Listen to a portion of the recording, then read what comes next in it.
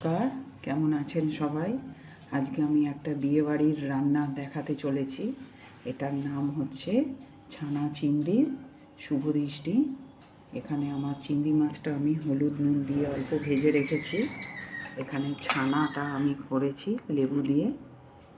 এখানে আছে কাঁচা লঙ্কা বাটা, পেঁয়াজ বাটা, আদা বাটা। এখানে আছে পোস্ত, কাজু আর চারমগজ বাটা।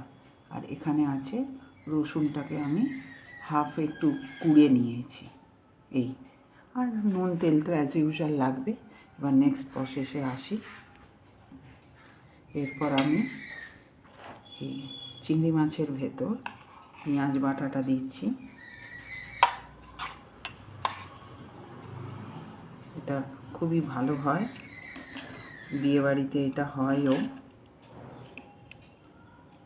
আর এখন যেখানে আর কিছুদিন পরেই বিয়েবাড়ি শুরু হবে, তার আগেই করে খাবেন, খুবই ভালো লাগবে।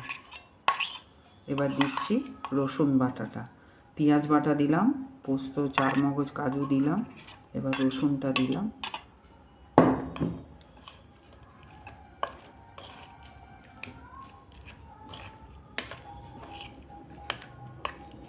এবার আমি যে ছানাটা আছে সেই ছানাটা আমি দিয়ে দিচ্ছি।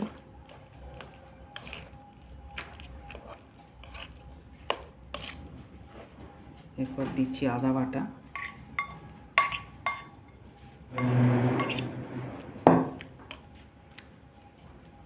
এবার দিচ্ছি যে কাঁচা লঙ্কা বাটা আছে সেই কাঁচা লঙ্কা বাটাটা আমি পুরোটাই দিয়ে দিলাম।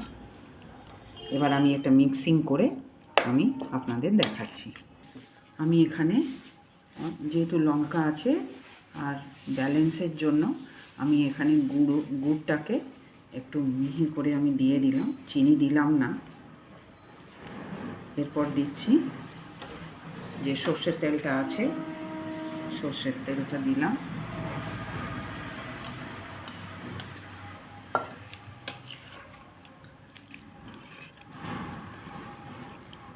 কিছুক্ষণ রেস্টে থাকুক, তারপরে আমি কি করব আমি দেখাবো। আমি এখানে জলটাকে নুন দিয়ে গরম করতে দিয়েছি। এইবার আমি এইটাকে ছানা চিংড়ির শুভ দৃষ্টিটাকে আমি এখানে বসিয়ে দিলাম।